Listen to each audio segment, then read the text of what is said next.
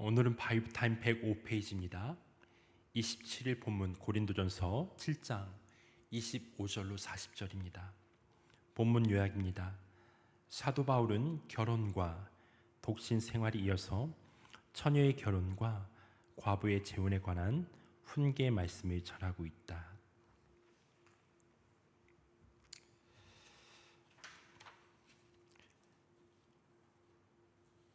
오늘 우리가 함께 볼 본문 말씀은 결혼과 독신에 대한 바울의 권면입니다. 하지만 이 말씀은 단순히 결혼하는 것이 좋다, 아니다, 그런 생활 지침을 넘어섭니다. 당시 고린도 교회가 처한 시대적 상황, 그리고 하나님 나라를 바라보는 관점이 함께 담겨 있기 때문입니다. 25절에서 바울은 이렇게 말합니다. 주님께서 처녀들에 대해서 하신 명령을 나로서는 받은 것이 없습니다. 그러나 나는 주님의 자비하심을 힘입어 믿을 만한 사람이 된 사람으로서 의견을 제시합니다. 여기서 바울은 분명하게 밝힙니다. 지금 전하는 것은 계명이 아니다. 내가 내 의견을 전하고자 한다라고 말하고 있습니다. 그러나 이 의견은 단순히 개인 의견이 아니라 주님의 자비하심을 깊이 경험하고 그 은혜 안에서 충성되게 살아온 사도의 양심과 신앙에서 흘러나온 말입니다. 이것은 우리에게 중요한 신앙 원리를 보여주죠. 하나님의 말씀에는 변하지 않는 절대적 명령이 있습니다. 그러나 동시에 변하지 않는 복음은 오늘의 상황 속에서 어떻게 적용할지에 대한 지혜로운 해석과 분별이 너무나도 중요합니다. 바울은 지금 그 지혜의 모범을 보여주고 있습니다. 하나님 나라를 중심에 두되 그 시대의 현실과 교회의 상황을 고려하는 균형 잡힌 권면이죠. 바울은 여기서 단순히 결혼의 찬반을 말하는 것이 아니라 그 시대 고린도 교회가 처한 구체적인 현실 속에서 신앙인의 선택을 어떻게 해야 하는지를 말해주고 있습니다. 로마 제국의 압박과 박해, 사회 전반의 불안정함 속에서 결혼은 사랑과 가정을 이루는 기쁨이면서도 동시에 경제적 부담과 안전의 위협, 책임의 무게를 더하는 일이었습니다. 그래서 바울은 그렇게 말해요. 그냥 지내는 것이 좋다. 그렇게 좋아하지만 결혼 자체를 부정하거나 그 많은 법적인 규범으로 삼지 않았습니다.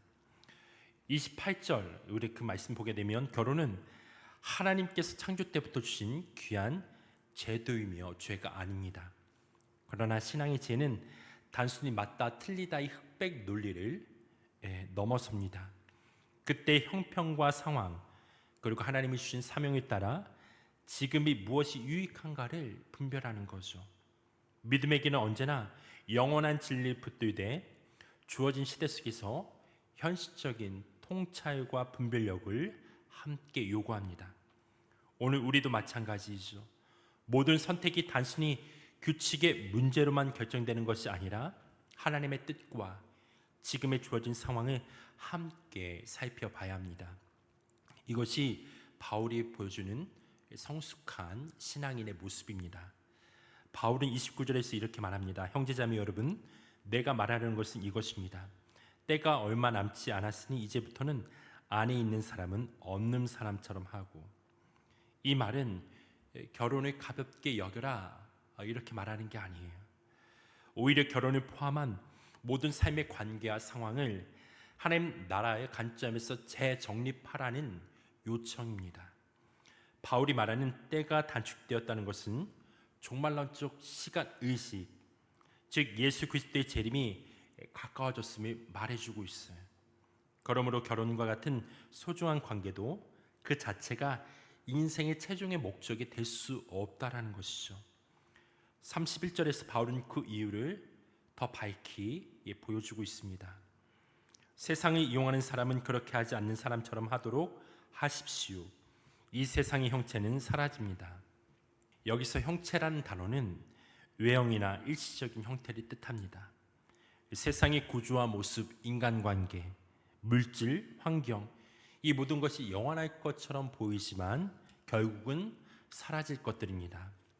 그렇게 그 어떤 것도 하나님보다 앞설 수 없다라는 것입니다. 결국 바울은 결혼하든 독신으로 살든 그 모든 것을 하나님 부르심 안에서 보라고 말하고 있습니다. 우리의 부르심은 결혼 여부에 따르지 않고 하나님의 뜻을 이루는 삶이 있습니다. 결혼은 하나님 나라를 향한 걸음을 방해하는 족쇄가 아니라 또한 독신은 결핍이 아니죠. 각각은 하나님의 계획 안에서 주어진 부르심의 자리입니다. 바울은 고린도전서 7장 32절에서 35절까지 그렇게 혼자 사는 것, 독신의 장점을 구체적으로 설명합니다. 나는 여러분이 염려 없이 살기를 바랍니다. 결혼하지 않는 남자는 어떻게 하면 주님을 기쁘게 해드릴 수 있을까 하고 주님의 일에 마음을 씁니다. 그러나 결혼한 남자는 어떻게 하면 자기 아내를 기쁘게 할 수 있을까 하고 세상 일에 마음을 쓰게 되므로 마음이 나뉘어 있습니다. 결혼하지 않은 여자나 처녀는 몸과 영을 거룩하게 하려고 주님의 일에 마음을 쓰지만 결혼한 여자는 어떻게 하면 남편을 기쁘게 할 수 있을까 하고 세상 일에 마음을 씁니다. 내가 이 말을 하는 것은 여러분을 유익하게 하려는 그런 것이지 여러분에게 올가미를 씌우려고 그러는 것이 아닙니다. 오히려 여러분이 품위 있게 살면서 마음에 헛갈림이 없이 오직 주님만을 섬기게 하려는 것입니다. 여기서 염려한다는 것은 단순히 걱정한다는 의미가 아니라 마음이 기울이고 관심을 두며 점심을 쏟는다는 뜻입니다. 결혼한 사람 배우자와 가정을 돌보는 책임이 생기기에 주님의 일에만 전념하기 어려울 수 있습니다. 이것은 결코 부정적인 것이 아니라 하나님이 주신 귀한 소명이죠.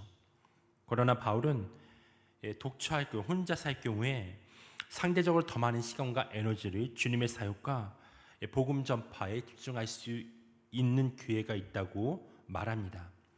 그는 이것을 올가미로 주지 않고 유익으로 이렇게 권면하고 있어요.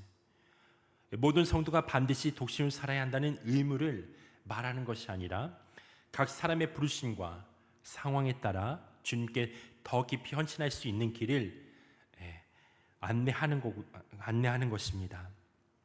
바울에게 중요한 것은 결국에는 결혼하는 것이냐 독신냐의 선택보다 현재 삶의 자리에서 주님을 어떻게 더 기쁘게 할 것인가 이것이었죠. 그러므로 이 말씀은 결혼한 자에게는 가정을 돌보는 사명이 주님의 일을 방해하는 것이 아니라 그 자체가 주님의 일이 될 수 있음을 깨달음을 주고 또한 독신인 자에게는 그 시간이 헌신과 사역의 귀한 기회가 될 수 있음을 일깨워주고 있습니다. 그리고 바울은 마지막으로 결혼과 독신 모두를 하나님 앞에서 자유롭게 선택할 것을 권면하고 있습니다. 그는 이렇게 말합니다. 36절에서 38절입니다. 어떤 이가 결혼을 단념하는 것이 자기 약혼녀에게 온당하게 대하는 일이 못된다고 생각하면 더구나 애정이 강렬하여 꼭 결혼을 해야겠으면 그는 원하는 대로 그렇게 하십시오. 결혼하는 것이 죄를 짓는 것이 아니니 그런 사람들은 결혼하십시오. 그러나 결혼하지 않기로 마음을 굳게 먹은 사람이 부득이한 일도 없고 또 자기 욕망을 제어할 수 있어서 자기 약혼녀를 처녀로 그대로 두게 마음에 작정하였으면 그것은 잘하는 일입니다. 그러므로 자기 약혼녀와 결혼한 사람도 잘하는 것이지만 결혼하지 않는 사람은 더 잘하는 것입니다. 다시 한번 말씀드리지만 결혼은 거룩한 제도이며 하나님이 주신 선물입니다. 그러나 결혼하지 않고 독신을 사는 것도 똑같이 하나님이 주신 은혜입니다.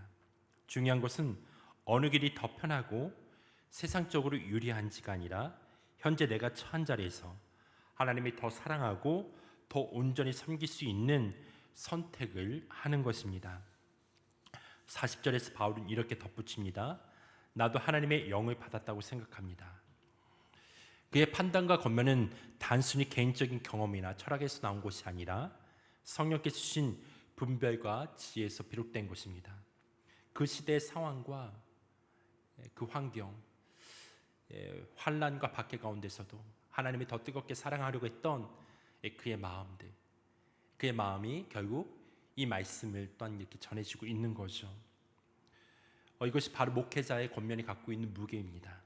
성령께서 인도하신 선택은 이 상황이 변해도 흔들리지 않고 마음의 평강을 주고 있다라는 거예요. 결국 바울은 결혼과 독신을 두 갈래로 길로 나누어서 한쪽을 더 높이거나 낮추거나 하지 않습니다. 그가 강조한 것은 내가 어떠한 형편에 있든지 간에 하나님을 기쁘시게 하는 삶이었습니다. 결혼을 하든 독신을 사이든 그 목적은 동일합니다. 주님을 사랑하고 복음을 전하며 하나님 나라를 위해 자신의 삶을 드리는 것입니다. 사랑하는 성도 여러분, 우리의 삶의 모습은 다양합니다. 결혼한 사람, 아직 결혼하지 못한 사람, 혹은 결혼하지 않기로 한 사람, 그러나 우리 모두에게 동일하게 주어진 부르심이 있습니다. 그 자리에서 하나님이 더 사랑하고 더 닮아가라는 부르심이죠. 이 부르심은 특정한 조건이나 상황이 갖추어져야지만이 시작되는 것이 아닙니다. 각자의 자리에서 지금 이 순간부터 주님을 사랑하는 선택을 하게 될 때 우리의 일상은 하나님의 나라를, 그분의 모습을 드러내는 현장이 됩니다. 가정이든 직장이든 혼자이든 공동체이든지 그 모든 자리가 하나님을 닮아가는 거룩한 여정이 될 수 있습니다. 오늘의 평범한 일상 속에서 주님의 그 음성의 귀를 기울이고 그분의 마음을 품어 살아가는 우리 모든 성도들 되길 주님의 이름으로 축원합니다. 기도하겠습니다. 주님, 우리의 모든 형편과 길을 주님의 손에 맡깁니다. 우리의 모든 선택이 주님의 뜻 안에서 이루어지게 하시고 그 길 위에서 더욱 주님을 사랑하며 섬기게 해주십시오. 어떤 상황과 형편에 처했든지 간에 무엇보다 주님이 더 뜨겁게 사랑하는 성도의 삶이 되기를 간절히 기도합니다. 또한 우리의 판단과 결정 속에 함께 하셔서 이 시대를 살아가는데 그 영원한 그 진리, 하나님의 또한 말씀 앞에서 분별하며 지혜롭게 또한 살아갈 수 있는 은혜를 허락하여 주시기를 간절히 기도합니다. 오늘도 하나님의 부르심 앞에 믿음을 나온 하나님의 백성들 계속해서 주님을 사랑하는 그 마음으로 기도할 수 있는 은혜를 베풀어 주십시오. 오늘 하루의 삶도 주님 앞에 의탁합니다. 감사합니다. 예수님의 이름으로 기도했습니다. 아멘.